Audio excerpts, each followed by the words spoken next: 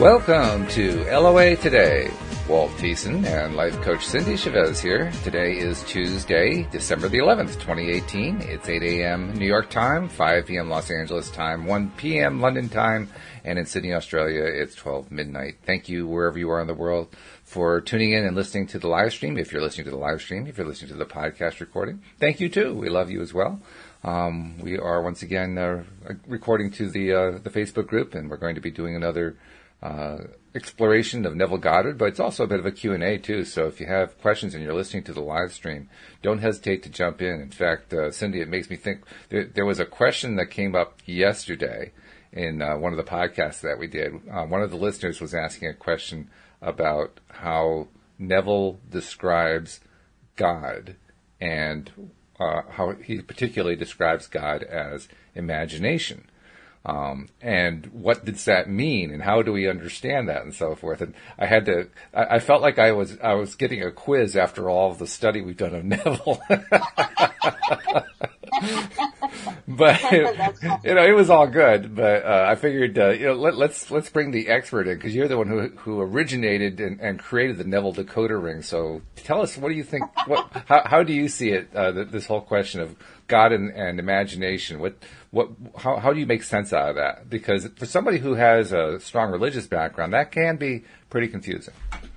Well, I think that Neville's explanation of it's actually very simple. It is that he equates the creative function of God as creator, he equates that with our imagination. Mm-hmm. In other words, he says that our imagination is the creative faculty. Mm-hmm. And the only creative faculty. I mean, he says, I think in one of the chapters that we covered last week, that this is the only thing that creates is our imagination.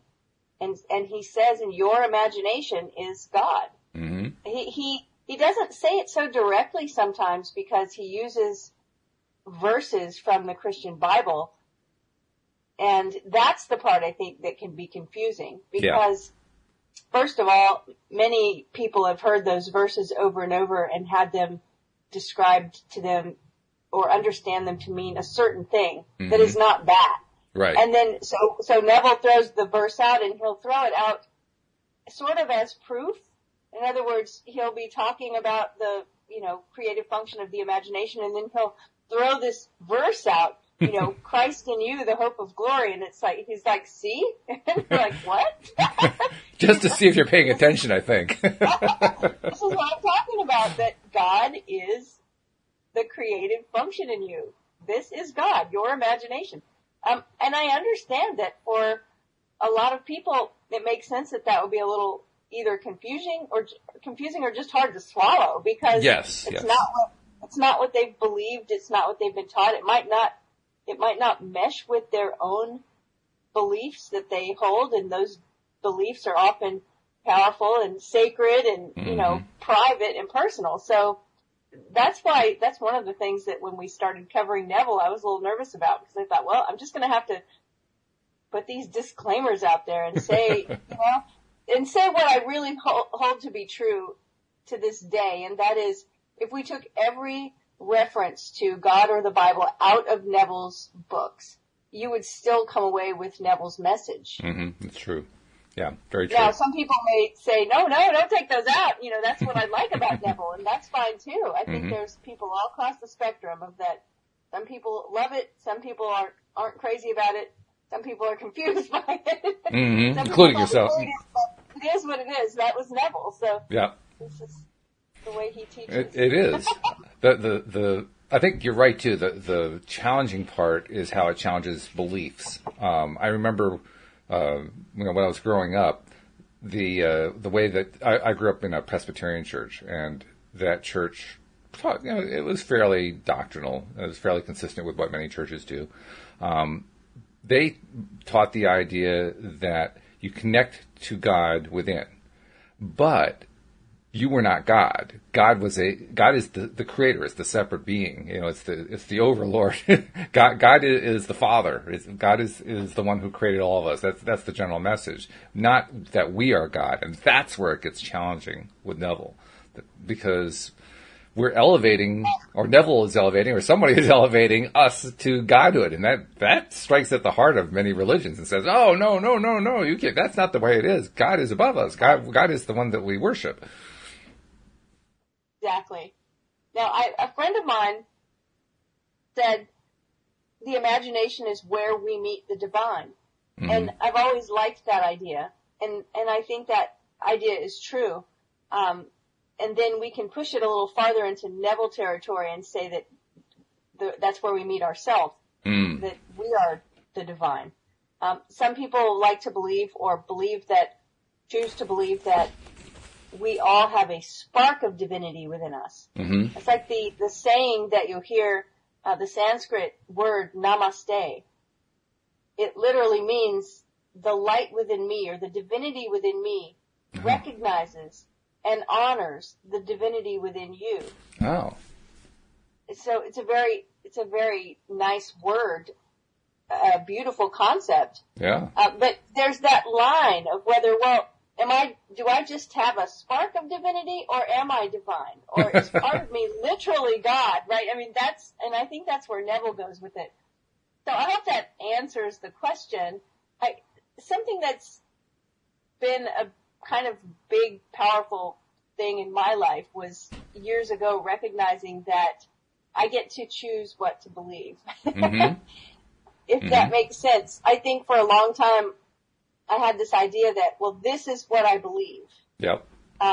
And that those things can't change. It's like, this is the way I was brought up, or this is what I was taught. These are my beliefs. This is what my family believes. This is what I believe. And years ago, one day I realized I get to choose what to believe. And I can believe something. Some people will say, we might feel like, I can't believe that. Not that it's wrong, but maybe that it's just impossible. Maybe that my mind I just can't fathom it. I can't believe that. Mm-hmm. Mm-hmm. And if we want to believe it, we can, whatever it is. That's true. It's like thoughts create things. When we first learn that may be earth-shattering to us. Tell me about it, yeah. Right? But at some point we can say, I'm just choosing to believe that. Mm-hmm. And if it doesn't work out for me to choose a particular thing and believe it, then I can change those beliefs. Mm-hmm. We have that ability.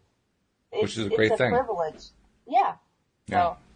And by the way, we actually have we don't have a question, but we have a first comment about what we've been talking about here from somebody who I know was at yesterday afternoon's podcast, which I think is where we were discussing this. But his name is Siraj, and he says, I think it depends on whether you are believing in God or the devil. What we believe, thoughts go in that direction. If I'm wrong, then please correct me. And he's got his hands together like that. Well, I'm not here to really correct anyone because of what we just talked about. We get to believe what we want to believe. Exactly. We get to choose our own beliefs. So what's right and feels right for one person might not for someone else. Mm-hmm. Some of us don't believe in a personal devil. So there's that, right? And some religious systems don't believe in a devil. True. Yeah. But what I want to hear you saying, what I think that you're saying is that our thoughts, whether they're leaning towards what we feel is good and right and true, or if they're leaning towards what we don't, which Neville often refers to as evil. I think in the past few chapters, Neville's talked about evil. And there's a part of me that when I hear that word, it does lean towards those teachings that come about in some religions. Oh, yeah. About evil, about the devil, and about demons, and about, right. But really, when Neville uses it, he's just talking about anything we don't want. Yes. Or thoughts that aren't kind, right? It's like, he talked about thinking thoughts about someone else that pulls out the smallness, I think he said, of the person, right? It's like when we dwell on faults, when we nitpick or we find fault with others, those things would be what he would put in that category of evil. So we have focus on the things that are good and right and true, or we can focus on the problems that we're having, the worries that we have, the fears that we have, the uncomfortable things, the smallness of ourselves and others. And when we do that, then absolutely, then we start creating, in that direction. And So we can divide it between God and the devil, but that doesn't work for everybody's worldview. No, it doesn't. Or everybody's. No, I mean, and I personally don't really believe in the devil, although I do believe in kind of a modified version of it. If you will follow my thinking for a moment, because I think about it as something that humans create, and the reason I like that a lot is because I remember when I was growing up being told by the church fathers of the church that I was in that was not correct. You know, the devil actually exists. Man is not the creator. The devil was just part of creation in general. But I also remember other church fathers who said, "Oh yeah, that's absolutely correct." So I was getting double messages in the same church, which is really interesting. And I leaned toward the second group more. And as I thought about it and talked about it with them, I realized that even they weren't quite getting the full measure of their concept, because they agreed that humans create the devil, so to speak, just by choosing stuff we don't like. That's the way we would express it. That's not the way they would express it. They would have expressed it in terms of just by choosing to do bad things, or choosing evil, or choosing having evil thoughts. That's the way they would have thought about it. But I don't think they really grasped how powerful the concept was, because what it implied was humans create. Yes. Like, you can't create a devil unless you can create. And that means you can create either way. Right. And this is true. And we even see this in the mainstream world, that when we're not talking about things that are esoteric or religious or nebulous, like the law of attraction, right? Things we can't see. But when we talk about just the mainstream world that we look at, we see people creating, the world creating angels and devils, the world creating powers. Mm-hmm. And not just in the political sense of power, but in the marketing sense of power. Sure. Thought forms. Mm-hmm. We create thought forms. That's true.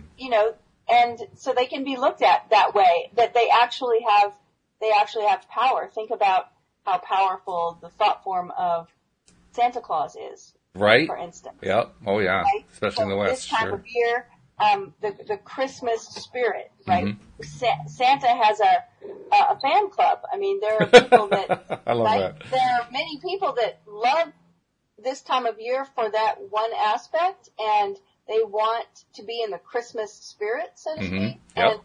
And it's just a thought form. It is. Thought form that kind of has the ability to create itself. Mm-hmm. So, yeah, this conversation, there's a lot going on here. There's a lot to this stuff. Now, speaking of a lot to this stuff, we have another comment from another listener, Shireen, who's also a regular listener, and she is reporting something going on with her. She says, "Good news, at last. Yes. I am focusing on what I want more and more, despite panic attacks and some anxiety. I want me back and stronger, and I still have faith in life." Now she asks a question: how can I overcome my anxiety attacks? Please advise. But first of all, congratulations! You're making progress. That's fabulous. Wow. Well, here's the thing about anxiety, and I am not a doctor, and I cannot give you any kind of medical advice. And right. I think Walt would say the same thing. Absolutely.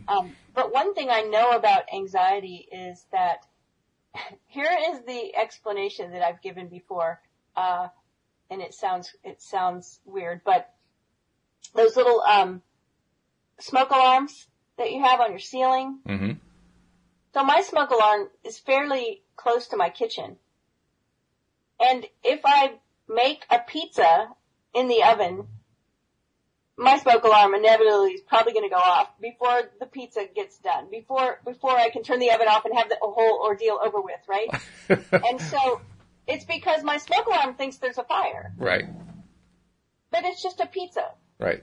And when we have anxiety sometimes, that's what's happening in our body. Our body is giving us an alarm about something because, our brain, whatever, is thinking that the house is on fire, and really, man, I'm just making a pizza over here. It's like, it's not that bad, right? So anxiety is a heightened symptom of alarm. when it's not really necessary. And a lot of times it's connected, I think, to adrenals. Absolutely. Adrenaline, right? An adrenaline spike. Oh, yeah. When our adrenaline spikes, it prepares us to fight, fly, or freeze. So it's fight or flight or freeze. And that was really useful. And it is really useful. Like, we need adrenaline. It's a good thing that we have Absolutely. The adrenal system. But we're not all running from tigers all the time. Right. And when we have our adrenal system spiking our adrenaline all the time, which it does because we live in a world that's so much is going on. When you're driving down the road and the car in front of you stops fast and you have to slam on your brakes, adrenal spike. Absolutely. We have situations all day long where things like this happen. And so part of it is like the recognition of that, like realizing it's just a pizza in the oven. It's not the house on fire. And then the other thing is exactly what you're doing is awesome. Like focusing on what you want. Yeah. Because when we start worrying about things and focusing on what we don't want, adrenal spike. I mean, really. Yeah, it's bad enough that we're attracting the wrong stuff, but we also get an adrenal spike that says, run for the hills. We get both. It's like, oh my God. Right? Yeah, it's like a double whammy. So I think that that's wonderful that you're finding yourself focusing on what you want more than what you don't want. I know that when I have those experiences, they're very, very obvious to me. Like, suddenly I will realize, yes, this is it. I'm doing this. I am focusing on what I want. And it changes your body chemistry. Oh, it does. And it changes your life, too. That's all this is when we have anxiety, depression, a lot of it, it's connected to our body chemistry. Think of how people feel when they fall in love. True. Yep. Right? They're on cloud nine. They don't need to eat or sleep, or it's like everything is wonderful. It's like, it's body chemistry. It is. Body chemistry is a powerful thing. The endorphins are just truly an amazing thing, for sure.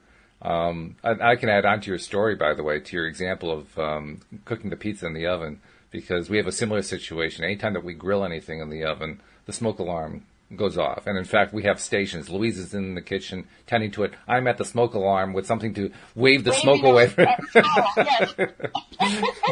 And meanwhile, the cats, as soon as the alarm goes off, the cats head for the hills. I was like, find the farthest point in the house to get away from the alarms that's safe, And that's my point. I'm thankful that our smoke alarm is that our ceilings are not 20 feet tall because, Yeah, that'd be a little bit hard to wave the smoke away from. Well, we can get on a step ladder and just unhook the smoke alarm for 10 minutes and then put it back if we have to.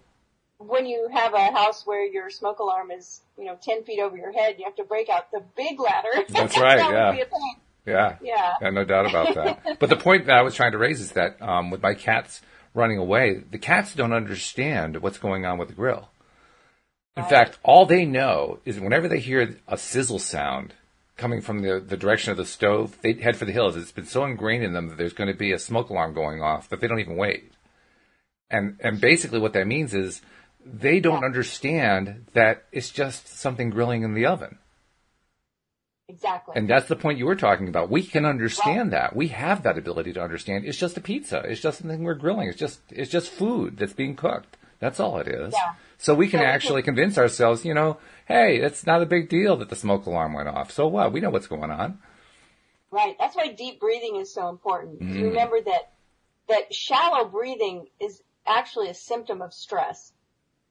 And so when we recognize we're getting anxious, there are a lot of things that we can do that are pretty simple that will help. And breathing deep is one of them. Absolutely. Breathing deep, asking ourselves, is this really serious? What's going on here? And taking a moment instead of allowing ourselves to. You can feel it in your body when you have anxiety. To me, it feels a lot like resistance. A clenching feeling. It's a constriction. So those deep breaths help a lot. And They drink really enough do. water. That's right. Yeah. Sometimes there are really simple things that we need to remember to do to take care of It's true. ourselves. The water is just amazing what that can do to just fix things that it doesn't seem like it should be able to fix, but it does. It's just amazing. It's one of There's a book that I read once written by a doctor who says that a lot of the things that we take as normal signs of aging, like people say, what are some normal signs that you believe are attached to aging? Well, arthritis, and they'll name these symptoms, and he says that he believes they are actually a result of chronic dehydration. So it's not like one time, it's not like when you hear the story of the guy on the raft, that got lost at sea and went 48 hours without water. It's not that. It's going every single day for 30 years with just a little less water than we actually need. It's insufficient, chronic. Right. And I have spoken to people before that have said, well, I don't get thirsty. And they gauge whether they need water by whether they feel thirsty. So they say, well, I don't drink a lot of water, but I'm never thirsty. Well, eventually your body just stops telling you it's thirsty when every time it tells you you don't give it water, right? So I had a friend here the other day that said to me, he had this big water bottle that he just takes everywhere with him, and I was kind of teasing him about it because it's huge water bottle. It's like a gallon of water lugging around. Oh my God, yeah. And a bunch of people were here, and he had left the water thing, and I said, oh no. And the next day, he told me that when he didn't have it, that he started finding himself just thirsty all the time. And he said, I never used to get thirsty. I said, well, you're used to being hydrated now. Right. So your body says, hey, I'm not hydrated, right? Exactly. Before, yep. It wasn't an issue because you didn't care and you weren't paying attention to the thirst anyway. So paying attention, opening our awareness, it's actually a really good strategy for law of attraction, believe it or not. Because when we start becoming aware of thirst, of adrenaline spike, of an anxiety attack, when we start becoming aware of those things, our awareness gets more sensitive, and we start becoming also aware of where we are on the emotional scale. True.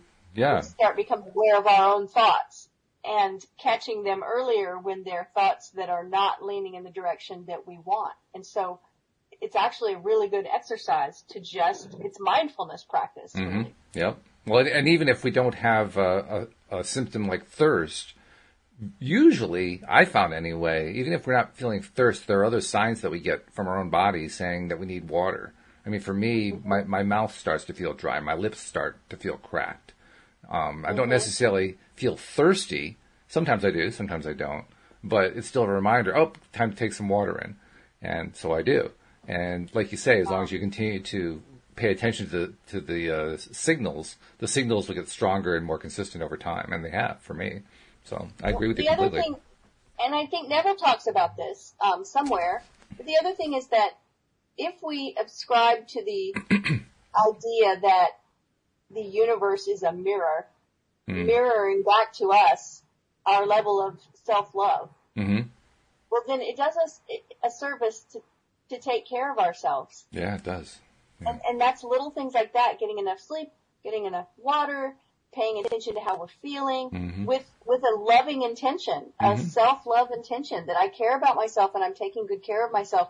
The universe will start mirroring that back to you and sending blessings your way, helping.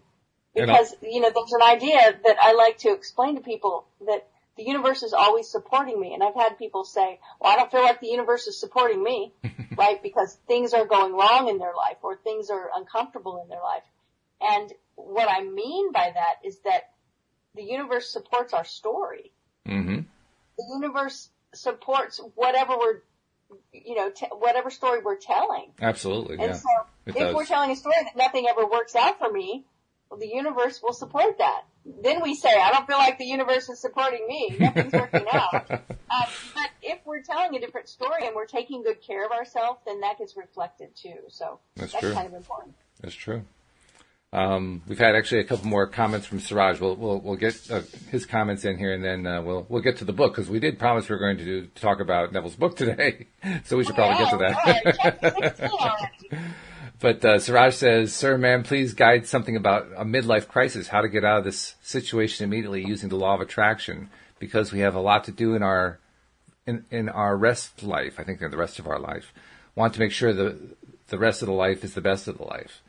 And this is actually a topic we addressed yesterday because he's feeling frustrations. He's dealing with a number of things in his life that are making him feel kind of trapped and like he doesn't have any opportunity to climb out of them.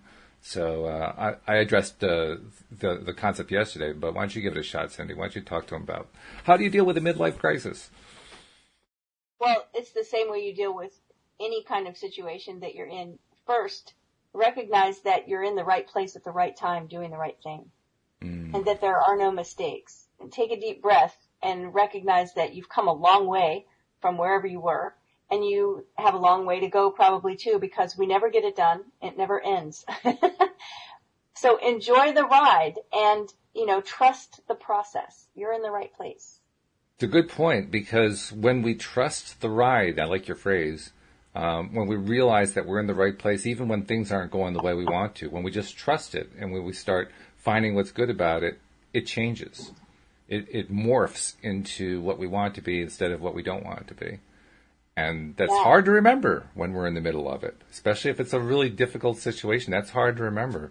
But it's true. If we can find a way to enjoy what's going on and focus on the parts that are really good, things turn around for us. And recognize that, the clock never stops. Yeah. Right? I mean, things are going to keep moving and things are going to change because change is constant in nature. So, hang in there. And I also like the other thing that you kind of said quickly, you kind of skipped past it, but I know what you were saying. Be gentle with yourself. And that's been my message to keep reinforcing to myself over and over again for the last 10 days or so. Be gentle with yourself, Walt. Be gentle with yourself. Don't keep beating yourself up. Don't, oh, geez, I can't believe I did that. Don't do that. If it doesn't work out right, it's the Neville message, right? Neville talked about his definition of what sin is. That is just missing the mark. You just missed. That's all. So you change your aim. That's all. No big deal. That's right.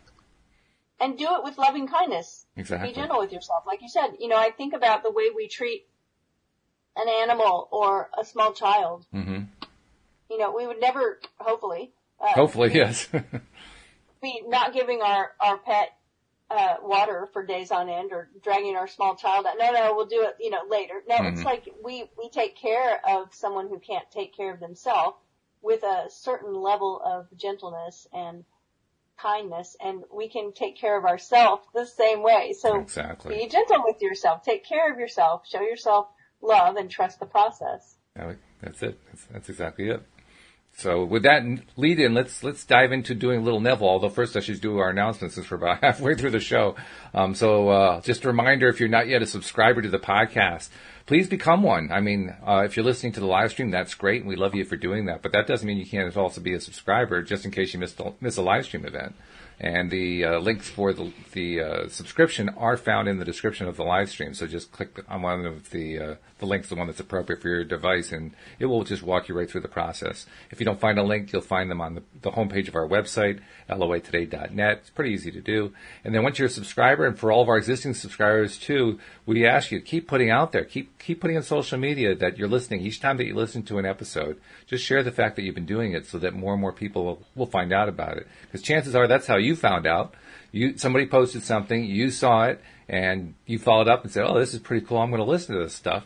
And so you did. Well, pass it along, because other people need to get that daily dose of happy as well. So subscribe and share, and thank you for being a member of our listener community, because we really appreciate you.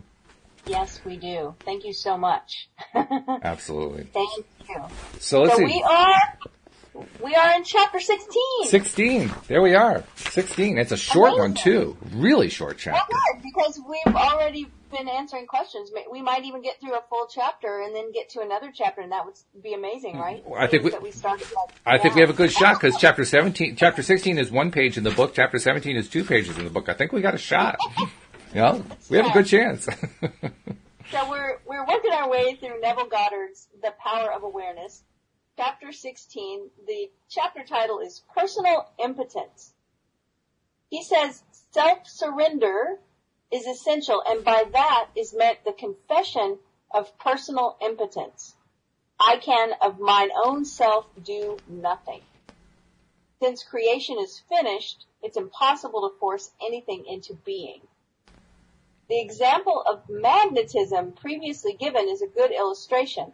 You cannot make magnetism. It can only be displayed. You cannot make the law of magnetism. If you want to build a magnet, you can do so only by conforming to the law of magnetism.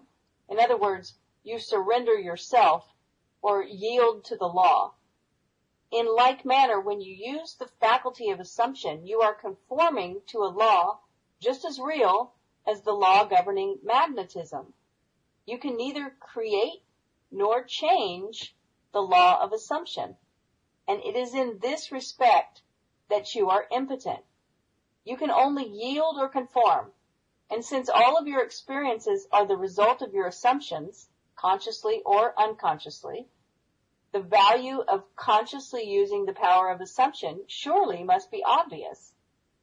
Willingly identify yourself with that which you most desire, knowing that it will find expression through you. Yield to the feeling of the wish fulfilled and be consumed as its victim, then rise as the prophet of the law of assumption. Now, I think something's interesting here because we talk, obviously, pretty often about how important it is, the value that we are consciously creating, not just unconsciously creating. But we often frame it as that we, with the knowledge that we are powerful creators. Mm-hmm. And Neville is saying that we're powerless here, in a way, right? In a way. Because this is where the Neville decoder ring really comes in handy with a chapter like this, because you have to be able to do some decoding in order to understand what he's talking about. Right. So he's not saying that we have no power. Right. Because we have great power, or there is great power there in the law of assumption, if we will yield to it. If we will recognize that our most important work is to assume the feeling of the wish fulfilled. It's not trying to force anything to happen. And I think that energetically, that's what happens a lot of times when we hear those messages, or maybe we have it happen with ourselves where we're like, it's not happening, I'm doing all the things, and where's my thing? Why isn't my thing coming to me? Mm-hmm. I'm doing all the right things. And that is resistance. Yes. And so he talks here about we cannot make the law, and we can't fit it. And I think that that's the most important message here in this chapter is trusting the process. We were just talking about that, right? That's what trusting the process is. That's right. We relax. We know, it's in this last sentence, he says, willingly identify yourself with that which you most desire, knowing it will find expression through you. So we know that it's going to come. Mm-hmm. And that knowledge allows us to relax and stop resisting, stop trying to force anything. What pops out for you in this chapter, Walt? Well, that's it right there. And, when you were describing, I thought your description was really good about what the distinction is when he talks about us being impotent or powerless. I was thinking about a comic strip character, any comic strip character, some character that has a superpower of some kind. And you just have this you can imagine this frame of the cartoon where the character is dealing with some bad guy and he holds his hand up and fire shoots out of his hand and flies at the enemy and destroys the enemy or something like that. And that's often the way we think about trying to use something like the law of attraction. I will use my powers to to make things happen. And no, Neville's saying that's not the way it works. You don't do it into being. You are not the one who's just generating this tremendous power. The power is within you, but it's also you're attached and you're part of a stream of it. It's not just you all by yourself, unique. Not that there's anything wrong with being yourself and unique. That's a perfectly good thing. It's just that's not where your power is. Your power is in your connection to that stream of source energy that we're all connected to. And it's a good reminder. Well, that's a good reminder too about us all being connected. Mm. You know that I do a product that leads people through the lunation cycle. Right. One of the things is on the new moon, it's a great time to make an intention, and that's how this is all connected. The things I do often connected with the law of attraction is that there's a timeline that we use to frame our work. And so the new moon was Friday. And I keep a a magical diary of sorts where I write my new moon intentions. Mm-hmm. And I keep track of them, and I can look back and see what they were and see how they've come to pass. And it's a wonderful thing to do, because with law of attraction, it's so easy that we have these wins and then we forget them. Oh, so that's a good idea. Being able to go back, right? But Friday, I didn't have an intention. I just didn't have a clear intention of what an intention to make on the new moon. But on Saturday, the notes from the universe, Mike Dooley's notes from the universe. I love them. Well, a friend of mine had a big, big win, and she had forgotten, how sometimes the notes from the universe will have something personal in there for you that you program in. Oh, yeah. She had forgotten the thing that she had put in there, and when she got the note that had the thing in there, her personal thing in there, she realized it had already happened. And so it was like a really big win and a big reminder.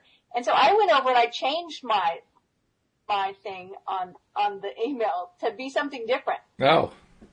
And it was kind of like, what should I put in here? Oh, I'll just put this. This sounds good. This is something I want to do. Well, then 2 other people mentioned me doing that thing, in the next 24 hours, out of the blue. So suddenly I had a very clear intention. Yeah. Right? But how did it happen? It wasn't just within me. We're all connected. And the synchronicities came through other people reaching out and saying something to me. And I think that's important for us to remember, is that we're co-creating. We're not just doing this all by ourselves. This is true. Not that you can't, right? I mean, not that you can't. Certainly there are times when you will have a thought and you will manifest something, and it maybe didn't involve others, but usually it involves others, even indirectly somehow. So it's a good thing to remember. It is.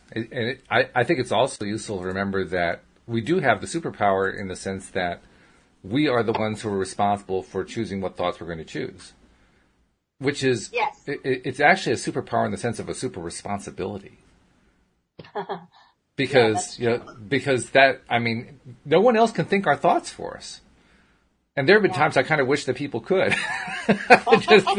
just because I was struggling at times, I can't seem to get there. Will somebody else please think this thought for me? Because I can't get there. But we do. I mean, that's how we support each other, right? Yeah. And even here, we've had people even today ask the question, how do I deal with this? And, right. I think it's wonderful that we can support each other that way.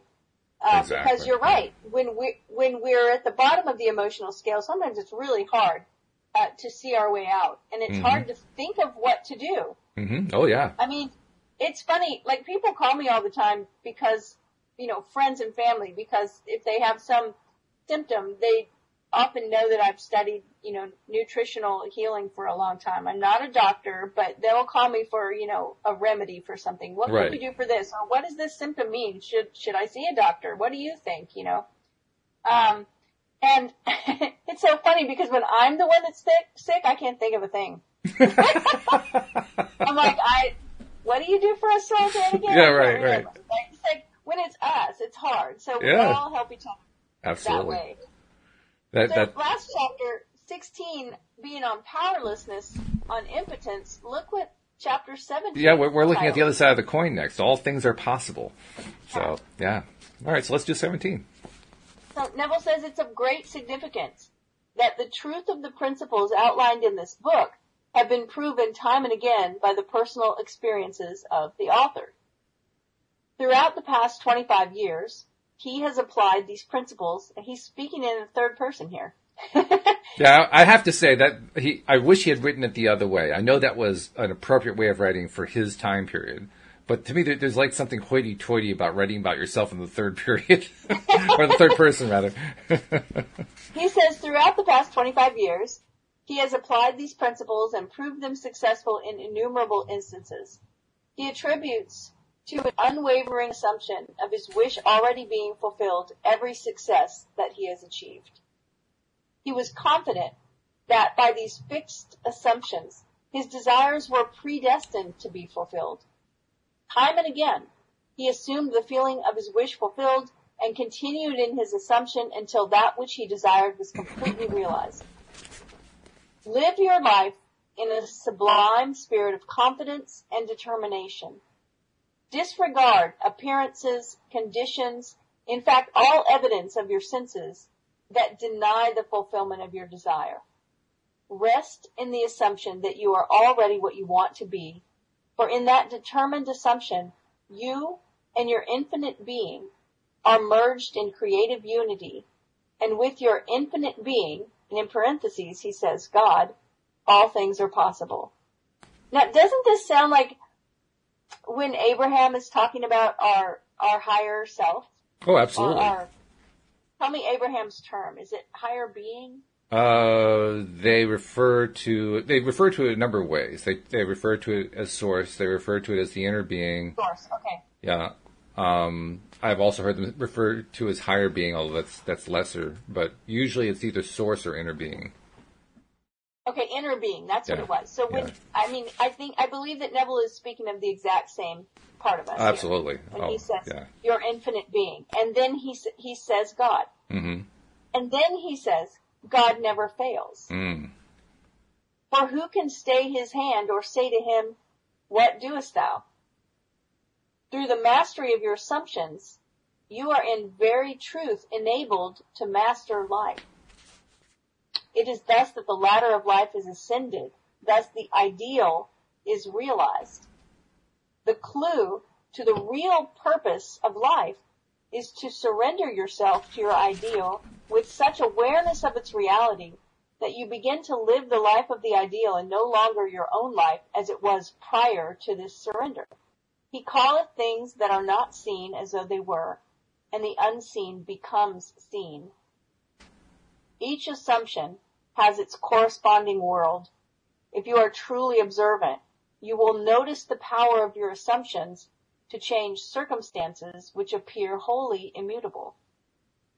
You, by your conscious assumptions, determine the nature of the world in which you live. Ignore the present state and assume the wish fulfilled. Claim it. It will respond.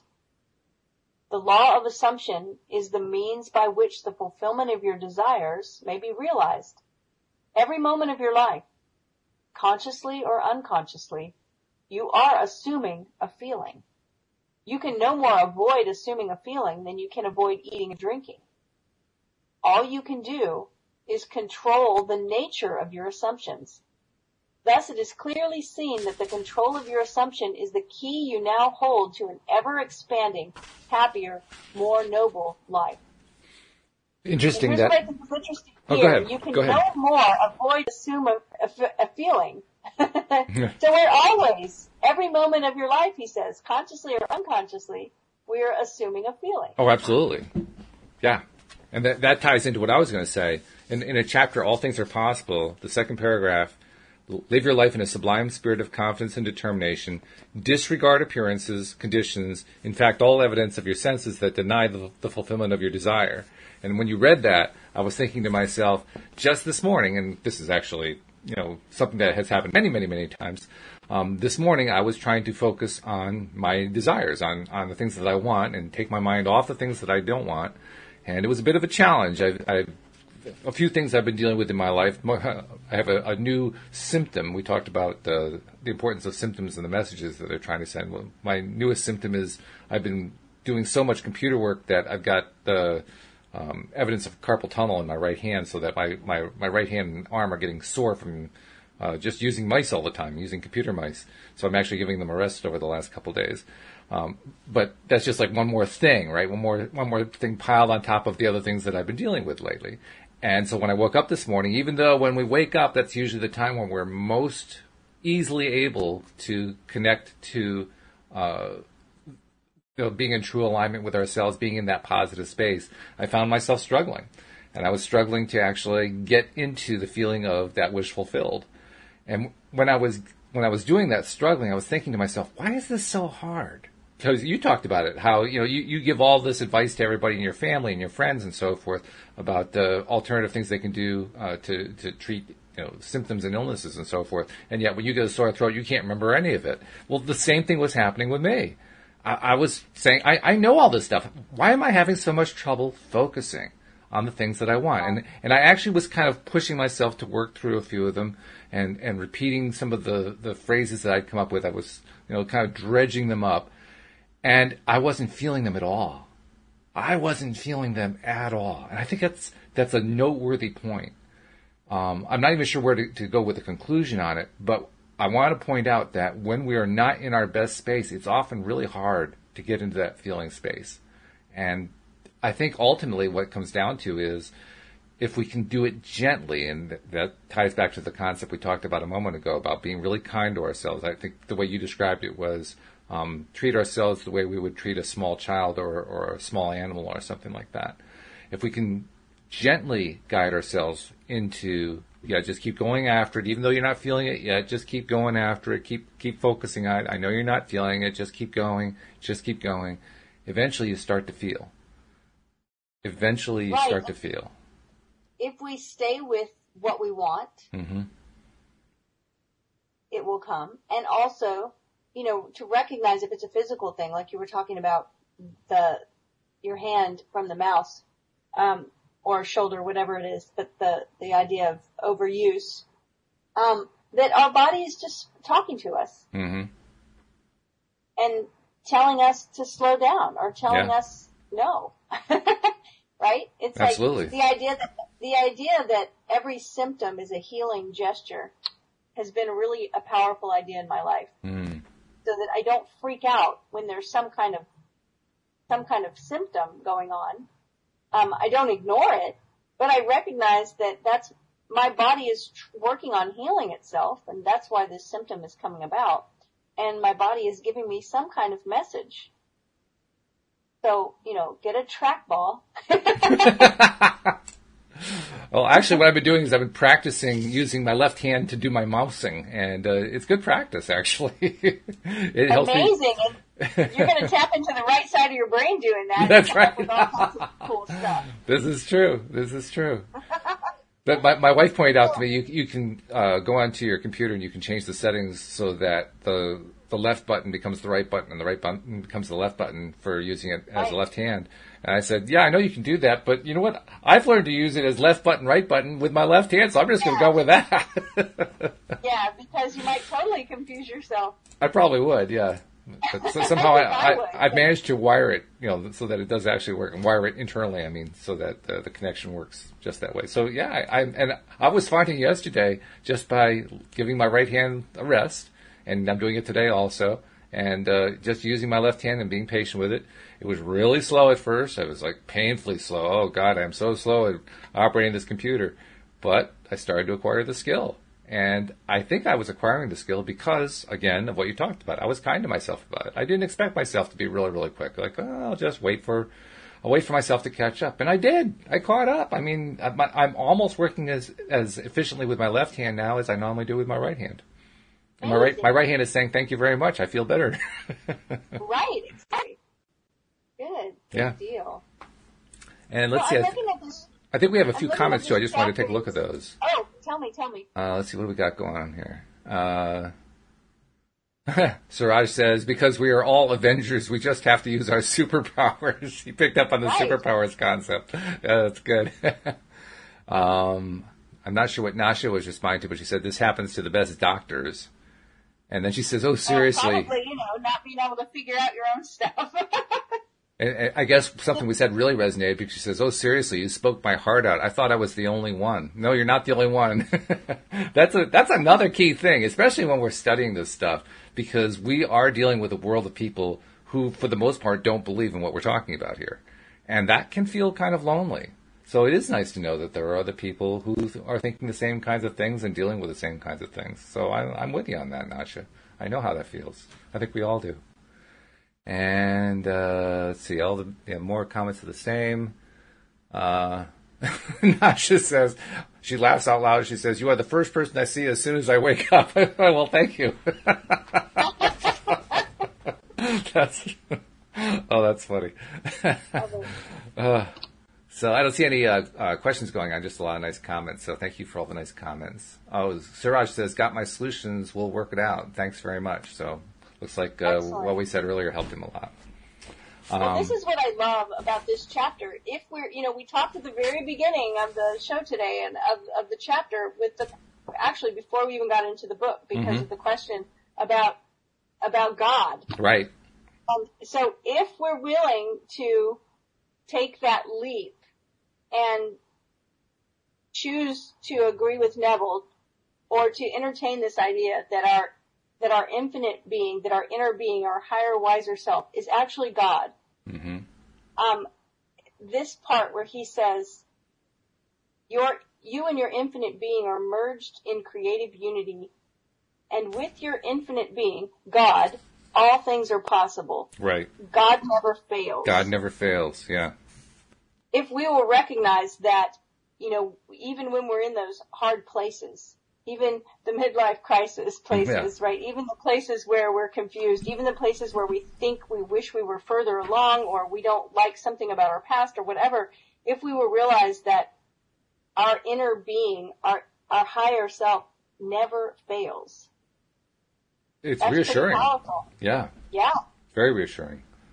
Because right. now we're truly not alone. I mean, it's great when we have the social connection, the community connection, because that way we reinforce each other and we co-create and so forth. But it's also great to know we've got that internal connection that we can always count on. It's 100% reliable all the time, no exceptions. That's a powerful thing. That's really powerful. Yeah. It's very comforting, I think. Very. I agree. To know that we can, as we continue on this journey, learning how to master our thought processes, learning how to master, gaining mastery of our emotions and of our feelings, which we have talked before about them being two different things, but recognizing the process of assuming the feeling of the wish fulfilled. Mm-hmm. The better it is, right? The better we get at it, the faster it works. I mean, we talked about that, about the idea of timing and speed. And I think that the better we get at feeling, which is what we've been talking about, is that I remember you doing the mirror work at the beginning of the year and talking right. about really wanting to be able to amp up your feelings, yep. to expand them, to make them bigger. Mm-hmm. When we get good at that, it speeds up the process. It does.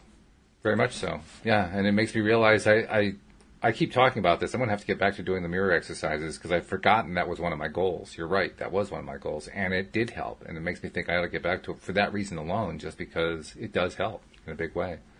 By the way, we have another question. We had a question earlier from Suraj. We now have a question also from Saraj, S-A-R-O-J, who asks, what happens when your awareness becomes too challenging for some you are with? How do you handle this?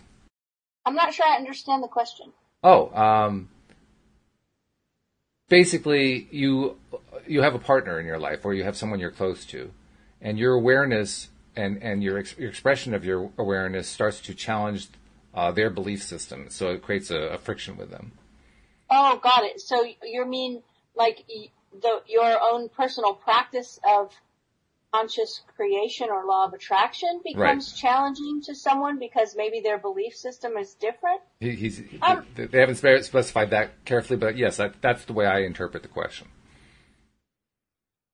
I think in situations like that it's, well, I can just say this. I've actually had some people in my life before that didn't really know what my beliefs were. Mm. And that have said to me, wow, how do you do this? Like, every time you turn around, I see you, having some miracle happen in your life. Mm-hmm. Right? And I wasn't talking about it a lot. I was just doing it. Mm-hmm. And maybe that's the answer there. Because I think it's words that get us into trouble sometimes. I think that animosity you're talking about, or that stress, tension, whatever it is in the relationship that feels, I think it's showing up as resistance. That it sometimes comes from us trying to, because we're excited about what we believe and we want everyone to know this stuff, and sometimes it happens because we're trying to convince someone else. And I think the easiest way and the best way and the most powerful way to convince someone is just by what you're doing, not what you're saying. Like, people will just see it unfolding in your life. Yeah, I agree with that. And that's hard to argue with when they're seeing if you want to get, Neville quotes verses a lot. The verse from the New Testament that says, they'll know you by your fruit. Right? You know a tree by its fruit. You see an apple tree and you don't wonder if it's an orange tree if it's loaded with apples. And plus we have the power of assumption. I mean, that's what he was talking about here, the law of assumption, which is basically choosing your thoughts. Well, right. The same thing applies when you're dealing with somebody else who may or may not be receptive to them. Honestly, I've been discovering lately that I'm finding a lot of people I run into, but the vast majority of them are receptive to this whole idea that we label the law of attraction and deliberate creation. And that blows my mind, because there was a time when I thought that would be a really rare occurrence. Now it's an everyday occurrence. Why? Because I'm focusing positively on it for so much of the time. Yes. So another Neville thing that he does that we've talked about is the pruning shears of revision. Right. So if you have a conversation with someone that feels tense, you can go back in your memory that night as you're resting, and imagine that the conversation went a different way. Sure. We kind of call this time traveling or changing the past. We're not really changing the past. What we're changing is the energy around it, because we're changing the charge we have about what happened to feel different, because we're imagining that the conversation was more comfortable, that the conversation went in a nice, fluid way that felt good to both people. And when we do that, things start to shift. So that's my biggest recommendation right there, is the pruning shears of revision that Neville talks about. It's a good point. Now, we got about 2.5 minutes left, and we've got a question that has come in that could take us an entire show, so we're going to have to be as concise as we can. But Herb asks, in assuming, let me read it the way he says it. In assuming, do you stop from feeling stupid when denying the senses? How do you ignore the ego? Oh, wow. That's a big question. Yeah, that could take an entire show to do that one. Just trust the process. In other words, you just assume the feeling of the wish fulfilled. You just keep doing it. You keep going. Yeah. And that's it. That is the essence of what faith is. It's keeping going despite what the evidence of your senses is telling you. Absolutely. That's right. That's what it is. Which is very strange. Always easy. It's like, I'm denying reality. I'm denying reality. That's what it feels like at times. But you just keep going anyway. You just keep going. And as you keep going, you start to build that belief. That's something that Abraham talks about a lot. A belief is a thought that you think over and over again. So take advantage of that. Keep thinking it over and over again. Even though the senses are telling you, no, that's not the way it is, just keep thinking it over and over again. Just keep going. And when you do, over time, that's how propaganda works. That's how people get propagandized. They hear the same thing over and over again. This is why it's important to assume the feeling of the wish. Yeah. Because you want to build those feelings up. Right. Until they're more powerful than the feelings of your senses. Mm-hmm. Exactly true. Well, first of all, thank you to all the people who listened to the live stream, because we had some good questions there. We have done a number of Neville shows where we didn't get a whole lot in the way of questions, but we had a lot of fun doing the book. This time we had questions. That kind of that's like adding seasoning to a really good meal. So thank you for all the questions. Those are really good. And Cindy, before we say goodbye and reconnect tomorrow, tell people how they can reach out to you personally, because people do like to contact you, ask a question, and so forth. Some people even want to get coaching, but how do they reach out to you? They can find me at my website, cindychavez.com, CINDIECHAVEZ.com, and I would love to hear from you. Excellent. Shoot me an email and tell me hello. So there you go. You've been invited. It's official now. Thank you, everybody, for listening, and we will see you all next time here on LOA Today. Goodbye, everybody. Bye, everyone.